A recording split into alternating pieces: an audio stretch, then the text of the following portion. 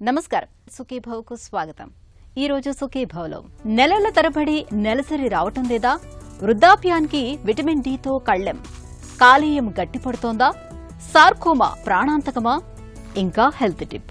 ఋతుచక్రం మొదలైన కొత్తలో నెలసరి గాడి తప్పి రావటం అనేది మామూలే. వయసుతో పాటు ఋతుక్రమం కూడా సర్దుకుంటుంది. అయితే కొంతమంది మహిళల్లో ఋతుచక్రం అనేది పూర్తిగా గాడి తప్పుతూ ఉంటుంది. నెలలు గడుస్తున్నా కొంతమందిలో నెలసరి ఊసే ఉండదు. మరికొంతమందిలో నెలసరి ఇలా కనిపించి అలా మాయమవుతూ ఉంటుంది. కొంతమందికి ఏడాదికి 2-3 సార్లు మాత్రమే నెలసరి వస్తూ ఉంటుంది. మహిళల్ని ఎంతగానో చికాకు పెట్టే గాడి తప్పిన నెలసరికి మన సంప్రదాయ వైద్యం ఆయుర్వేదం చెప్తున్న చికిత్సలు, పరిష్కార మార్గాల గురించి ఇప్పుడు తెలుసుకుందాం.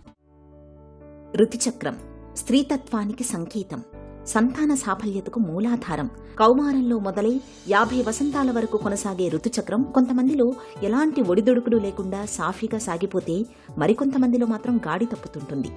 2-3 నెలలకోసారి కనిపిస్తుంటుంది. కొంతమందిలో ఏడాదికి 2-3 సార్లు మాత్రమే నెలసరి వస్తుంటుంది. నెలసరి ఇలా గాడి తప్పి రావడానికి శారీరకంగా, మానసికంగా చాలా కారణాలే కనిపిస్తాయి. ఋతుచక్రం మొదలైనప్పటి నుంచి ఋతుక్రమం గాడి తప్పి వచ్చే వాళ్లకి ఏడాది పొడవునా నెలసరి గాడి తప్పడానికి ఎక్కువ అవకాశాలుంటాయి. పీసీఓడీతో పాటు థైరాయిడ్ లోపాలు, యాంటీ డిప్రెసెంట్స్, బీపీ మందులు, పుట్టుకతోటి ప్రత్యుత్పత్తి వ్యవస్థలో వచ్చిన లోపాలు, తీవ్రమైన మానసిక ఒత్తిడి, ఆందోళనలు ఇవన్నీ కారణాలేనని చెబుతారు నిపుణులు. ఈ మధ్య కొంతమంది స్త్రీలలో చూస్తున్నాము, సంవత్సరానికి 2-3 సార్లు నెలసరి రావడం అనేది. అయితే దీనికి చాలా రకాలైన కారణాలు ఉంటాయి. ఎందుకంటే వాళ్ళకి ఫస్ట్ నుంచి కూడా ఇర్రెగ్యులర్ ఉండడం, లేదా అంటే వాళ్ళకి సడన్గా ఇర్రెగ్యులర్గా మారడం. దీనికి శారీరకమైన కారణాలు ఉంటాయి, బాహ్య కారణాలు ఉంటాయి, అలాగే కొన్ని మందుల వల్ల ఉంటుంది, కొన్ని ఆహార విహారాల లోపం వల్ల కూడా ఉంటుంది. అయితే దీనికి చాలామంది ఏంటంటే టెస్టులు చేసుకోరు, అలాగే గడిపేస్తూ ఉంటారు. కాబట్టి ప్రత్యేకంగా ఏంటంటే ఇలాంటి సమస్య వచ్చినప్పుడు వాళ్ళు టెస్టులు తప్పనిసరి చేసుకోవాలి. ముఖ్యంగా అల్ట్రాసౌండ్ స్కాన్ లాంటిది, పెల్విక్ స్కాన్ ముఖ్యంగా చేసుకోవాలి. మ్యారీడ్ ఉమెన్ అయితే ట్రాన్స్వెజినల్ స్కాన్, అలాగే హార్మోన్ టెస్ట్ లాంటివి చేసుకుంటే మనకి కారణం ఏంటి అనేది తెలుస్తుంది. ఇది కాకుండా ఏంటంటే ఒక్కొక్కసారి స్ట్రెస్ రిలేటెడ్గా వాళ్ళకి పీరియడ్స్ రాకపోవడం అనేది జరుగుతూ ఉంటుంది. అప్పుడు వాళ్ళు ఏం చేయాలంటే ఆహార విహారాల్లో వాళ్ళు జాగ్రత్తలు తీసుకోవాలి. ఏ పెరుగైతే మనం తోడు పెడుతున్నామో ఆ పెరుగు చాలా మంచిది. ఆ పెరుగు ద్వారా ఇన్ఫ్లమేషన్ కూడా తగ్గుతుంది. అదే కాకుండా ఏంటంటే ఆహారంలో పిండి పదార్థాలు లాంటివి తగ్గించి, ఫ్యాట్ క్రియేట్ చేసేవి లేదంటే కొలెస్ట్రాల్ ఫార్మేషన్ ఉండేవి కొన్ని ఉంటాయి ఆయిల్స్, అవి తీసుకోకపోవడం మంచిది. అలాగే బయట దొరికే ఆహార పదార్థాలు పూర్తిగా మానేయాలి. ఇది కాకుండా ఏంటంటే ఆకుకూరలు, కూరగాయలు లాంటివి ఫ్రెష్గా ఉన్నవి తీసుకుంటూ ఉంటే కూడా వాళ్ళకి శరీరంలో కొంతవరకు వాళ్ళ మార్పులు రాకుండా ఈ యొక్క హార్మోన్ ప్రక్రియ సక్రమంగా ఉంటుంది. ఇదే కాకుండా దంపుడు బియ్యం లాంటివి తప్పనిసరి తీసుకోవాలి. పూర్వం నుంచి కూడా ఆడవాళ్ళకి ఏదైనా సమస్య వస్తే కనుక మామూలుగా బియ్యం కడిగిన నీళ్లతో వాళ్ళు ధనియాలు ఇవ్వడం కానీ, బియ్యం కడిగిన నీళ్లతో మిరియాలు ఇవ్వడం కానీ, బియ్యం కడిగిన నీళ్లతో కొన్ని రకాలైన కషాయాలు ఇవ్వడం లాంటిది చేస్తూ వచ్చేవాళ్ళు. ఎందువల్లంటే బియ్యం కడిగిన నీళ్లలో చాలా రకాలైన విటమిన్స్ ఉంటాయి. కాబట్టి ఇలాంటివి లోపించినప్పుడు, మైక్రోన్యూట్రియంట్స్ లాంటివి తగ్గినప్పుడు కూడా ఈ యొక్క హార్మోనల్ ఇంబ్యాలెన్స్ రావడానికి అవకాశం ఉంటుంది. వ్యాయామం విషయానికి వచ్చేసరికి యోగా చాలా బాగా హెల్ప్ చేస్తుంది. ఎందుకంటే యోగాలో కొన్ని ఎక్సర్సైజెస్ యూట్రస్ మీద ప్రభావం ఉంటుంది, అలాగే బ్రెయిన్ మీద కూడా ఉంటుంది. కొన్ని వ్యాయామాలు చేసినప్పుడు ఏమవుతుందంటే వాళ్ళు కొన్ని సూర్య నమస్కారాలు లాంటివి చేసినప్పుడు, వాళ్ళ యొక్క తల కిందకి పెట్టడం లాంటివి చేసినప్పుడు ఏంటంటే హార్మోన్ సక్రమంగా ప్రసరించి వాళ్ళకి హార్మోన్ వ్యవస్థ కూడా కరెక్ట్గా ఉంటుంది. అలాగే వాళ్ళు ఈ యొక్క యోగాసనాలు చేసినప్పుడు కడుపు నొప్పి లాంటిది రాకపోవడం, నెలసరి సక్రమంగా అవడానికి ఉపయోగపడుతుంది. ఋతుచక్రం మొదలైన కొత్తలో నెలసరి గాడి తప్పి రావడం మామూలే. 1-2 ఈ సమస్య సర్దుకుంటుంది. అయితే ఏళ్లు గడుస్తున్నా నెలసరి కనిపించకపోతే, 3-4 నెలల్లో కనిపిస్తుంటే మాత్రం సమస్యగా గుర్తించాలి. ఇలాంటి పరిస్థితుల్లో జీవనశైలి, ఆహార విహారాల్లో కొన్ని ప్రత్యేకమైన జాగ్రత్తలు తీసుకోవాలని చెబుతుంది ఆయుర్వేదం. ముఖ్యంగా సమతుల ఆహారం తీసుకోవాలి. జంక్ ఫుడ్ కి దూరంగా ఉండాలి. అతి వ్యాయామం మంచిది కాదు. ఒత్తిళ్లు, ఆందోళనలు తగ్గించుకోవాలి. ఆహారంలో కారం, పులుపు, మసాలాల్ని బాగా తగ్గించుకోవాలి. నెయ్యి, కందిపప్పు, పాత బియ్యం, పాల పదార్థాలను తరచూ తీసుకుంటూ ఉండాలి. అరటి, దానిమ్మ, ఉసిరి వంటి పళ్లతో పాటు ఖర్జూరం వంటి డ్రై ఫ్రూట్స్ ని తరచూ తీసుకోవాలి. సొంఠి, కరివేపాకు, నువ్వులు, ఇంగువల్ని ఎక్కువగా తీసుకోవాలి. ఘాటైన మసాలా ద్రవ్యాలను అధికంగా తీసుకోవడం మేలు చేస్తుంది. నిత్యం ఈత, స్కిప్పింగ్ వంటి వ్యాయామాలు, వక్రాసనం వంటి యోగాసనాలు సాధన చేయడం మంచిది. చిట్కాల విషయానికి వచ్చేసరికి కొన్ని ఘాటైన ద్రవ్యాలు తీసుకోవడం ద్వారా కూడా నెలసరి రావడానికి అవకాశం ఉంటుంది. ముఖ్యంగా మనందరికీ తెలుసు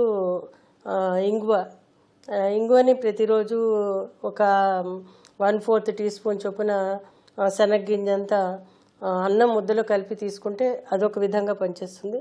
అలాగే చిత్రకము అనే ఔషధం, అంటే ఇవి కొన్ని ద్రవ్యాలు ఉంటాయి, అవి ఏం చేస్తాయంటే లివర్ మీదను అలాగే బ్రెయిన్ మీద పనిచేస్తాయి. ఇందులో చిత్రకం అనేది లివర్ మీద పనిచేస్తుంది. దీనిని ఒక 1/4 టీ స్పూన్ రోజుకి ఒక్కసారి తేనెలో కలిపి కానీ మంచినెయ్యిలో కలిపి కానీ ఒక స్మాల్ ఉండలాగా చేసి భోజనానికి ముందర తీసుకుంటే కనుక చాలా బాగా పనిచేస్తుంది. ఇది కాకుండా త్రికటుకాలు అనేవి ఉంటాయి, అంటే పిప్పళ్ళు, మిరియాలు, సొంటి, ఇవి కూడా అన్ని కలిపి ఒక 1/4 టీ స్పూన్ చొప్పున రోజుకు ఒకసారి తీసుకుంటే కూడా చాలా బాగా పనిచేస్తుంది. ఇది కాకుండా ఏంటంటే పత్తి గింజల పూలు ఉంటాయి, ఆ పూలని నలిపేసి కొంచెం పెరుగులో కలిపి తీసుకుంటే కూడా ఈ యొక్క గర్భాశయ సమస్యలు, ముఖ్యంగా ఈ యొక్క నెలసరి సక్రమంగా రాని వాళ్ళకి ఉపయోగపడుతుంది. కాకపోతే ఇది పిల్లలు పుట్టాలనుకున్న వాళ్ళకి, గర్భిణీ స్త్రీలకి ఇది అవాయిడ్ చేయాలి. చికిత్సా విషయానికి వచ్చేసరికి ఆయుర్వేదంలో చాలా రకాలైన ఔషధాలు ఉన్నాయి. కాకపోతే ఏంటంటే రీజన్ ఏంటని చూడాలి. ఒకసారి పీసీఓడి వల్ల రావట్లేదా పీరియడ్స్, లేకపోతే ఏదైనా హార్మోన్సా, లేకపోతే అండాశయాలు ఏమైనా ముడుచుకుపోయాయా, లేదా యూట్రస్లో ఏదైనా ఇతరత్ర సమస్యలు ఏర్పడుతున్నాయనేది చూసి దాని ప్రకారం మనం వైద్యం చేయవలసిన అవసరం ఉంటుంది. ముఖ్యంగా థైరాయిడ్ సమస్య ఈ మధ్యకాలం చాలా మందికి ఉంటుంది కాబట్టి అది కూడా ఒక ముఖ్య కారణం అవుతూ ఉంటుంది ఒక్కొక్కసారి. కాబట్టి అది కూడా చూసి దాని ప్రకారం చికిత్స చేయవలసిన అవసరం ఉంటుంది. ముఖ్యంగా ఇందులో కాంచనార గుగ్గులు అనేది, అలాగే కైశోర గుగ్గులు అనేది, అలాగే అశోక అరిష్ట అనేది, అశోక ఆసవం అనేది, అలాగే శతావరి అనేది, సారిబా అనేది, అలాగే రజ ప్రవర్తని బట్టి అనేవి, అంటే ఇవన్నీ కూడా వాళ్ళ యొక్క సమస్యను బట్టి సుమారు 3 నుంచి 6 నెలలు తీసుకుంటే కనుక పీరియడ్స్ రావడానికి అవకాశం ఉంటుంది. అలాగే పీసీఓడి లాంటి సమస్యలు ఉంటే కూడా వాటికి కూడా చాలా మంచి చికిత్స ఉంది. అది తీసుకుంటే వాళ్ళకి ఇతరత్ర సమస్యలు రాకుండా హెల్ప్ చేస్తుంది. ఏడాదికి 2-3 నెలలు మాత్రమే నెలసరి కనిపిస్తున్నప్పుడు, ఋతుచక్రం గాడి తప్పినప్పుడు ఒంట్లో హార్మోన్ల ఉత్పత్తి చక్కగా ఉండేలా చూసుకోవాలి. నువ్వులు, బెల్లం, ఖర్జూరాలు, ఎండు కొబ్బరి వీటిని పొడి కొట్టి ఉండలాగా చేసుకుని తినడం మంచిది. ఈ ఉండలకు పిప్పళ్ళు, మిరియాలు కలుపుకొని తినడం మేలు చేస్తుంది. అలాగే ఖర్జూరాలు, ద్రాక్ష, అంజీరాలను ఉండల్లాగా చేసుకుని తింటే మంచి ఫలితం కనిపిస్తుంది. ఇంగువని బెల్లంతో కలిపి కానీ, అన్నం మొదటి ముద్దలో కానీ కలిపి తినడాన్ని అలవాటు చేసుకుంటే నెలసరిలో సమస్యలు చాలా వరకు తగ్గుతాయి. చిత్రకం అనే మూలికను పొడిగా చేసుకుని తేనెతో కానీ పాలతో కానీ తీసుకుంటే నెలసర్లు సర్దుకుంటాయి. కొద్దిగా పసుపు, మిరియాలు, సొంటిని సమభాగాలుగా తీసుకుని కలిపి తేనెలో కలిపి ప్రతిరోజు పొద్దున్న, సాయంత్రం 1/2 చెంచాడు చొప్పున తీసుకుంటే మంచి ఫలితం ఉంటుంది.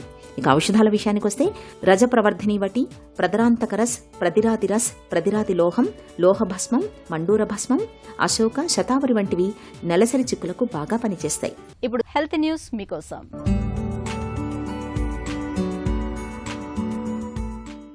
విటమిన్ డి అనగానే ఎముకల పటుత్వం, రోగ నిరోధక శక్తి బలోపేతం వంటివే గుర్తుకు వస్తాయి. ఇది శారీరక వయసు త్వరగా మీద పడకుండా చూడటానికి తోడ్పడుతున్నట్లు Mass General Brigham Medical College of జార్జియాకు చెందిన పరిశోధకుల తాజా అధ్యయనంలో తేలింది. మన క్రోమోజోముల చివర టోపీల మాదిరిగా టెలమిర్ అనే రక్షణ కవచాలు ఉంటాయి.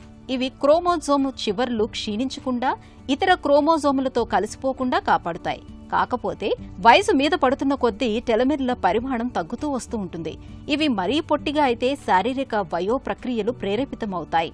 కణ విభజన నిలిచిపోవటానికి, వయసుతో ముడిపడిన జబ్బులకు కారణమవుతాయి. ఇక్కడే విటమిన్ డి అనేది రక్షణగా నిలుస్తోంది. దీన్ని మాత్రల రూపంలో తీసుకుంటే టెలమిర్లు పొట్టిగా అవ్వకుండా కాపాడుతున్నట్లు పరిశోధకులు గుర్తించారు.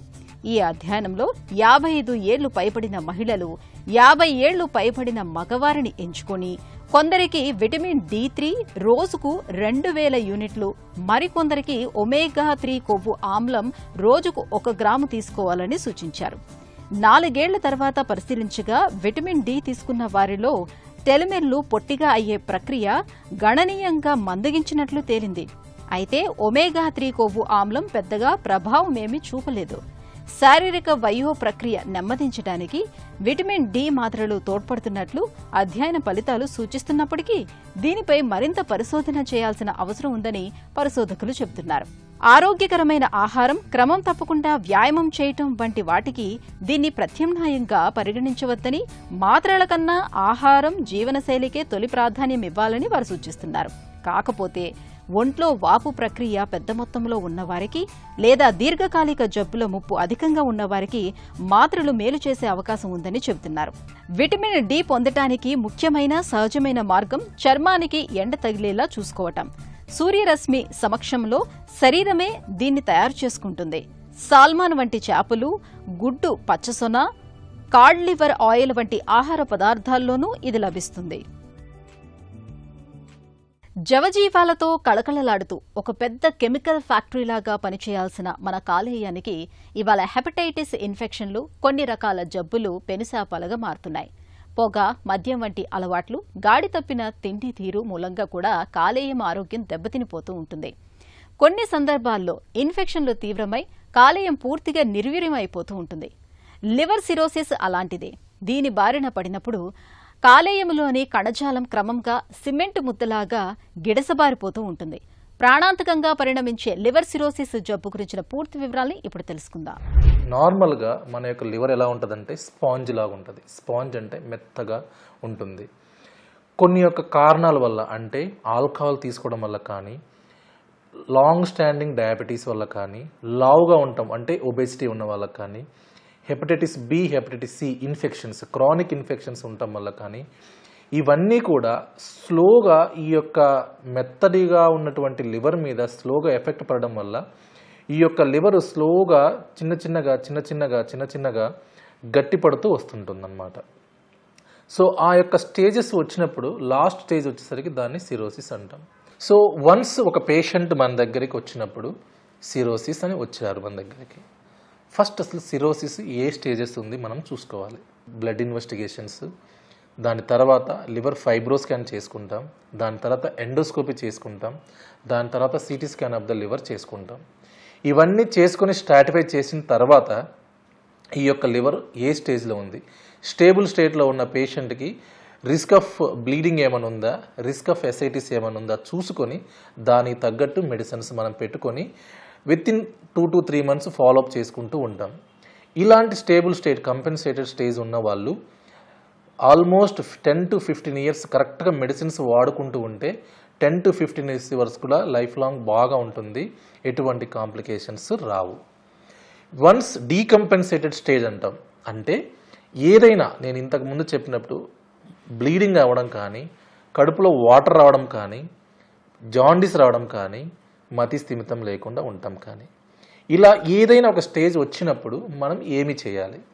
ఒక్కసారి రిస్క్ స్ట్రాటిఫికేషన్ చేసుకొని ఇంతకు ముందు చెప్పినట్టుగా endoscopy, fibro scan, CT scan అన్నీ చేసుకొని చూసుకుంటాం. సపోజ్ అదే పేషెంట్ ఫస్ట్ బ్లీడింగ్తో వచ్చారు. ఫస్ట్ బ్లీడింగ్తో వచ్చినప్పుడు మనం ఎండోస్కోపీ చేసుకొని బ్లీడింగ్ని కంట్రోల్ చేసుకోవాలి. చేసుకొని మెడిసిన్స్ పెట్టుకొని చూస్తూ ఉంటామన్నమాట. 2 సార్లు కంట్రోల్ అయింది, 3వసారి బ్లీడింగ్ లేదు అంటే మెడిసిన్స్తో పాటు కంటిన్యూ చేసుకుంటూ ముందుకెళ్తాం. మళ్ళీ బ్లీడింగ్ అయింది అంటే దాని అర్థం ఏంటంటే ఈ లివర్ బాగా హార్డ్ అయిపోయి ఇంకా ఆ యొక్క వ్యక్తికి ఇంకా లివర్ ఏమీ సపోర్ట్ చేయట్లేదని దాని అర్థం. సో అలాంటి తరుణంలో ఆ యొక్క స్టెబిలిటీ ఆఫ్ డిసీజ్ని పట్టుకొని దాన్ని మనం ట్రీట్మెంట్ ఎలా చేయాలనేది చూసుకుంటూ ఉంటాం. 3వది కడుపులో వాటర్ రావడం. వన్స్ వాటర్ వచ్చినాయి అంటే లివర్ బాగా వీక్గా ఉందన్నట్టు. మనం మెడిసిన్స్ పెట్టుకుంటే 50 to 60% మళ్ళీ అన్స్టేబుల్ స్టేట్ నుంచి స్టేబుల్ స్టేట్కి కూడా వెళ్తారు, కానీ ఒక 30% మాత్రం ఆ స్టేబుల్ స్టేట్కి వెళ్ళలేరు. అలా వెళ్ళని వాళ్ళకి మనము లివర్ ట్రాన్స్ప్లాంట్ అని చెప్తూ ఉంటాము. 3వది నేను చెప్పినట్టు హెపాటిక్ ఎన్కెఫలోపతి అని చెప్పాము కదా, దానికి కూడా మనం మెడిసిన్స్ పెట్టుకొని కేర్ఫుల్గా లివర్ యొక్క సపోర్ట్ మెడిసిన్స్ పెట్టుకుంటూ ఉంటే కొంతమంది రికవరీ అయ్యేది ఈజీగా ఉంటూ ఉంటారు. మన ఒంట్లోని అవయవాలకు క్యాన్సర్ సోకడం మనకు తెలుసు. అయితే అవయవాల్లోనే కాదు, కండర కణజాలం, లిగమెంట్లు, టెండాన్లు, రక్తనాళాలు ఇలా వేటిలోనైనా క్యాన్సర్ కణితులు పురుడు పోసుకునే అవకాశం ఉంటుంది. అవయవాల్లో కాకుండా ఇలా కండర కణజాలంలో కనిపించే క్యాన్సర్లను సార్కోమా అని పిలుస్తారు. ఈ రకమైన క్యాన్సర్లు ఎక్కువగా కాళ్లు, చేతులు, పొత్తికడుపు భాగాల్లో కనిపిస్తూ ఉంటాయి. సార్కోమా క్యాన్సర్ల గురించిన పూర్తి వివరాల్ని డాక్టర్ని అడిగి ఇప్పుడు తెలుసుకుందాం. సార్కోమా అంటే ఏంటి? సార్కోమా అంటే మనిషి శరీరంలో మీసోడర్మ్ నుండి వచ్చిన మీసెంకైమల్ టిష్యూస్ ఉంటాయండి. మనం అర్థం అవ్వాలంటే కండరాలకు కానీ, ఆ కండరాలు మనకి కాళ్ళు చేతుల మీద కానీ, కడుపులో ఉన్న కండరాల్లో కానీ, ఇవన్నీ ఎక్కడున్నా కానీ ఆ కండరాల నుండి వచ్చే మనకి కణుతులు కానీ మనం సార్కోమాలు అంటాము. అలాగే కనెక్టివ్ టిష్యూ అంటారు. కండరాలకి ఎముకలకి మధ్యలో ఉన్న టిష్యూని కూడా మనం కనెక్టివ్ టిష్యూ అంటాం. దాని నుండి కూడా వచ్చే ట్యూమర్స్ని మనం సార్కోమాస్ అంటాం. ఇలాగే వీటిని కూడా మనం విభజించుకున్నట్లయితే కనుక సాఫ్ట్ టిష్యూ సార్కోమాస్ అంటామండి. అదేంటంటే ఈ కండరాల నుండి వచ్చేది సాఫ్ట్ టిష్యూ సార్కోమాస్. అవి దాదాపు 80% సార్కోమాలు ఉంటాయి. 20% మటుకు బోన్ సార్కోమాస్. ఎముకల నుండి వచ్చే సార్కోమాస్ని కూడా మనం బోన్ సార్కోమాస్ అనుకుంటాం. అతి కామన్గా మనకి చూసే ఏంటంటే ఆస్టియోసార్కోమా, ఈవింగ్ సార్కోమా. సార్కోమా ఎన్ని రకాలుగా రావచ్చు? సార్కోమాలు వివిధ రకాలు ఉంటాయండి. పైనుండి కింద వరకు తీసుకున్నట్లయితే ఇది ఎక్కువగా కనిపించేది కాళ్ళు చేతుల మీద రావచ్చు. ఎక్స్ట్రిమిటీస్ సార్కోమాస్ అంటాం. కొంతమందిలో తొడల మీద థై సార్కోమాస్ అని కూడా ఉంటుంది. మరొకటి ఏంటంటే కనుక రెట్రోపెరిటోనియల్, అంటే కడుపు లోపల భాగంలో అవయవాల మధ్యలో మనకి ఒక పొరలాగా ఉంటుంది. ఆ రెట్రోపెరిటోనియంలో కూడా మనకి పెద్ద పెద్ద కణుతుల కింద ఏర్పడవచ్చు. వాటిని రెట్రోపెరిటోనియల్ సార్కోమాస్ అంటాము. అలాగే తల మెడ భాగంలో కూడా మనకి సార్కోమాలు ఏర్పడే అవకాశం ఉంటుంది. ఈ అన్ని కూడా ప్రదేశాల్లో అతి ముఖ్యంగా ఎక్కువగా వచ్చే అవకాశం ఉంటుంది. అరుదైనా కానీ ఈ ప్రదేశాల్లో రావచ్చు. మనకి అతి ముఖ్యంగా కనిపించే సార్కోమాలు ఏంటంటే పెద్ద వయసు వాళ్ళలో మనకి లైపోసార్కోమా అంటాం.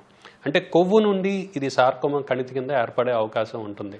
మనకి చాలా మందికి చర్మం మీద చిన్న కణితిల్లాగా ఉంటాయి. అవి లైపోమాలు అంటారు. అవి క్యాన్సర్ గడ్డలు కాదు. అది చూసి మనం కంగారు పడాల్సిన అవసరం లేదు. లైపోసార్కోమా అనేది కొవ్వు నుండే వస్తుంది, కానీ వాటి యొక్క ప్రజెంటేషన్ అనేది వేరుగా ఉంటుంది. అలాగే మనకి అన్డిఫరెన్షియేటెడ్ ప్లియోమార్ఫిక్ సార్కోమా అని కానీ, లేదంటే ర్యాబ్డోమయో సార్కోమా అని కానీ, చిన్నపిల్లల్లో అతి ముఖ్యంగా చూస్తూ ఉంటాం ఈ ర్యాబ్డోమయో సార్కోమా అని కానీ. అలాగే రక్తనాళాల నుండి కూడా వస్తూ ఉంటుంది అప్పుడప్పుడు యాంజియో సార్కోమా అని కానీ, లేదంటే నరాల నుండి వస్తూ ఉంటుంది, పెరిఫరల్ నర్వ్ షీత్ నుండి కూడా వచ్చేది. సో ఇలా వివిధ రకాల సార్కోమాలు అన్నది ఆ ప్రదేశం దేని నుండి వచ్చింది దాన్ని బట్టి కూడా మనం దాన్ని నామెన్క్లేచర్ చేయటం అనేది జరుగుతూ ఉంటుంది. సార్కోమా ఎందుకు వస్తుంది? ముప్పు ఎవరికి ఎక్కువ? శరీరంలో ఏదైనా జన్యుపరమైన మార్పుల వల్ల మనకి ర్యాండమ్గా వచ్చిన జబ్బులే కానీ ఏదో ఈ కారణం ఉంటే ఇది వచ్చిందని చెప్పుకోవడం తక్కువ. దాదాపు జెనెటిక్ మ్యూటేషన్స్ వల్లే కానీ, లేదంటే సమ్ కెమికల్ ఇరిటెంట్, అంటే కెమికల్స్ వల్ల ఎక్స్పోజర్ అవటం వల్ల రావటం కానీ వీటి వల్ల మనం చూస్తూ ఉంటాం. రెండో విభిన్నం ఏంటంటే కనుక మనం మిగతా క్యాన్సర్లు చూసినట్లయితే కనుక రొమ్ము క్యాన్సర్ కానీ, లేదంటే అండాశయపు ముఖద్వారపు క్యాన్సర్ కానీ చూసినట్లయితే కనుక వాటి ముందు క్యాన్సర్ ముందు దశనని మనం చెప్పుకుంటాం చాలాసార్లు. బెనైన్ లీజన్స్ అనేది దాని కింద ఏర్పడి దాని తర్వాత ప్రమాదకరమైన క్యాన్సర్ కింద మారే అవకాశం ఉంటుంది. అది రొమ్ము క్యాన్సర్ తీసుకున్నట్లయితే డక్టల్ కార్సినోమా ఇన్సిటివ్ లేదా ఏటిపికల్ డక్టల్ హైపర్ప్లేషియా అని చూస్తాం. అది తర్వాత మన ప్రమాదకరమైన రొమ్ము క్యాన్సర్ కింద మారుతుంది. అలాగే గర్భాశయ ముఖద్వారపు క్యాన్సర్ తీసుకున్నట్లయితే సర్వైకల్ క్యాన్సర్ ఇన్సిటివ్ అంటాం, మిగతా మనం చెప్తాం. అది తర్వాత ప్రమాదకరమైన సర్వైకల్ క్యాన్సర్ కింద మారుతుంది. ఈ సార్కోమాల విషయానికి వచ్చేటప్పటికి క్యాన్సర్ ముందు దశ అనేది ఏమీ ఉండదండి. అలాగే బెనైన్ లీజన్స్ లాగా మనం ఏమీ చూడం. కొన్ని జన్యుపరమైన మార్పులు ఏర్పడతాయి, అది వయసు రీత్యా కానీ లోపల ఉన్న కణాల విభజన సరిగ్గా లేక అవి ప్రమాదకరమైన సార్కోమాల కింద మారే అవకాశం ఉంటుంది. సార్కోమా లక్షణాలు ఎలా ఉంటాయి? ఇది దాదాపు వాపు కింద ఉంటుంది. ఈ సార్కోమా యొక్క లక్షణాలు ఏ అవయవంలో వచ్చిందనే దాన్ని బట్టి ఉంటుంది. అది మనం కాళ్ళు చేతుల మీద చూసినట్లయితే చిన్న వాపులాగా ఉండి మొదట్లో అది చిన్నగా ఉన్నప్పుడు నొప్పి కూడా ఏమి ఉండదు, అది మెల్లగా పెరుగుతూ వస్తూ ఉంటుంది. మిగతా వాటికి దీనికి తేడా ఏంటంటే అది చాలా తొందరగా పెరుగుతుంది. సార్కోమా అనేది ప్రాణాంతకమా? ఈ సార్కోమా యొక్క ముఖ్య లక్షణాలు తీసుకున్నట్లయితే కనుక అది ఏ అవయవంలో వచ్చిందనే దాన్ని బట్టి ఉంటుంది. ముఖ్యంగా కాళ్ళు చేతుల మీద వచ్చినట్లయితే కనుక అది చిన్న వాపులాగా ఏర్పడుతుంది. చాలా తొందరగా, అంటే కొన్ని నెలల వ్యవధిలోనే చాలా పెద్ద పరిణామంలోకి వచ్చే అవకాశం ఉంటుంది. అలాగే కడుపులో ఉన్నప్పుడైతే కనుక చిన్న చిన్న గట్టలుగా ఉన్నప్పుడు తెలియదు, అది చాలా పెద్దగా ఈ పక్కనున్న అవయవాల మీద ప్రభావం చూసినప్పుడే మనకు తెలుస్తూ ఉంటుంది. కొన్నిసార్లు ఏంటంటే గడ్డ పెరిగిన తర్వాత పక్కనున్న నరాలకి కానీ లేదంటే రక్తనాళాలు మనం నొక్కున్నట్లయితే కనుక అక్కడ బాగా నొప్పి రావటం లేదంటే తిమ్మిరిలాగా ఉండే అవకాశం కూడా ఉంటుంది. ముఖ్యంగా వాపు అనేది ఈ సార్కోమా యొక్క ముఖ్య లక్షణం. సార్కోమాను ఎలా నిర్ధారించుకుంటారు? ఎప్పుడైనా మనం ఏమైనా వాపు లాంటిది గడ్డ లాంటిది చూసినప్పుడు ఏంటంటే తప్పనిసరిగా అది ఎక్కడ ఆ అవయవంలో ఉంది, పేషెంట్ యొక్క వయసు ఎంత కూడా మనం చూసుకోవాలి. తప్పనిసరిగా అది ఎలాంటి గడ్డ అనేది తెలుసుకోవటానికి మనం కోర్ నీడిల్ బయాప్సీ అంటామండి. మిగతా జబ్బుల్లాగా మనం FNAC అంటే చిన్న సూదితో మనకు తెలియదు. తప్పనిసరిగా కోర్ నీడిల్ బయాప్సీ కొద్దిగా పెద్ద ముక్కే తీసుకుని అది ఏ రకమైన గడ్డ, ప్రమాదకరం లేనిదా ప్రమాదకరం ఉందా అనేది చూసుకోవాల్సిన అవసరం ఉంటుంది. ఒకవేళ అది సార్కోమా అని నిర్ధారణ అయినట్లయితే కనుక ఎంతవరకు ఉంది, ఆ గడ్డ యొక్క పరిమితి ఎంతవరకు ఉంది అనేది తెలుసుకోవటానికి మనం MRI అంటే మ్యాగ్నెటిక్ రెజొనెన్స్ ఇమేజింగ్ లేదంటే CT స్కాన్ రెండిట్లో ఏదైనా కానీ అది ఎక్కడుందో దాన్ని బట్టి చేసుకున్నట్లయితే ఎంతవరకు పరిమాణం దానికి ఉన్నది, ఇంకెక్కడైనా అవయవాలు కూడా పాకిందా లేదా అనేది కూడా మనం చూసుకోవచ్చు. అలా చూసుకున్న తర్వాత జాగ్రత్తగా వైద్యం చేసుకున్నట్లయితే అది తగ్గిపోతుంది. సార్కోమాకు చికిత్స ఎలా ఉంటుంది? ఎప్పుడైనా సార్కోమాని మనం గుర్తించినట్లయితే కనుక మనం ఏ స్టేజ్ అనేది ముందు చూసుకుంటామండి. MRI CT స్కాన్ చేసుకున్న తర్వాత అది పరిమితంగా ఉన్నట్లయితే కనుక ఇక్కడ 2 ఉదాహరణలు తీసుకుందామండి. ఎందుకంటే శరీరంలో ఎక్కడైనా సార్కోమా రావచ్చు కాబట్టి. ఎక్స్ట్రెమిటీ సార్కోమా అంటే ఒక థై రీజియన్ అంటే తొడ రీజియన్లో మనకి ఒక సార్కోమా వచ్చింది అనుకోండి.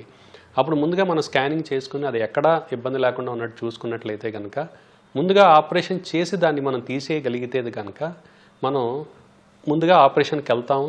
దాని తర్వాత మనం మందులు ఇచ్చుకొని ఇంకా రాకుండా తిరిగి రాకుండా మనం దాన్ని నయం చేసుకోవచ్చు. ఇక్కడ ఆపరేషన్ చేయటంతో పాటు ఆ అవయవం యొక్క మనం పనితనం కూడా మనం కాపాడుకోవాలి. ఎందుకంటే ఎప్పుడైనా కాళ్ళు చేతుల మీద గడ్డలు కానీ క్యాన్సర్ గడ్డలు వచ్చినప్పుడు మనం లింబ్ సాల్వేజ్ సర్జరీస్, ఎందుకంటే ఆపరేషన్ చేసి తీసేసినప్పుడు మళ్ళీ మనం నడవడానికి వీలుగా ఉండాలి, ఏ ఇబ్బంది లేకుండా ఉండడానికి లింబ్ ప్రాస్థెసిస్ అని కూడా ఉంటాయి, అవి కూడా అమర్చుకుంటాం. అలాగే కొన్నిసార్లు ఏంటంటే కడుపులో గడ్డ వస్తుందండి, సార్కోమా రెట్రోపెరిటోనియల్ ఇందాక చెప్పుకున్నట్టు. అలాంటప్పుడు ఏంటంటే కనుక ముందుగా ఆపరేషన్ చేయడం కష్టంగా ఉన్నప్పుడు ముందుగా కీమోథెరపీ మందులు ఇచ్చి దాని యొక్క సైజును మనం తగ్గించుకుని దాని తర్వాత ఆపరేషన్కి వెళ్ళే అవకాశం ఉంటుంది. కాబట్టి మనం సార్కోమాల వైద్యానికి వచ్చేటప్పటికి తప్పనిసరిగా ఆపరేషన్ తప్పనిసరిగా చేయాలి. దాంతోపాటు కీమోథెరపీ మందులు మనం ఇచ్చుకున్నట్లయితే కనుక తిరిగి రాకుండా ఉండే అవకాశం ఉంటుంది. కొన్ని పరిస్థితుల్లో రేడియేషన్ కూడా మనం ఇవ్వాల్సిన అవసరం ఉంటుంది. క్యాన్సర్లు అవి ఏ రకానికి చెందినవైనా సరే వాటిని తొలిదశలో పసిగట్టి చికిత్స తీసుకోవటం చాలా ముఖ్యం. సాఫ్ట్ టిష్యూ సార్కోమాలకు ముందుగా సర్జరీ, తర్వాత కీమోథెరపీ, రేడియేషన్ చికిత్సలు అవసరమవుతాయి. ఇక ఈ రోజు కార్యక్రమాన్ని ముగించే ముందు ఒక చిన్న చిట్కా మీకోసం. నిద్రలేమితో బాధపడుతున్నప్పుడు రాత్రిపూట ఒక గ్లాసుడు గోరువెచ్చటి ఆవు పాలల్లోకి కొద్దిగా తేనెను కలుపుకొని తాగండి. చక్కగా నిద్రపడుతుంది.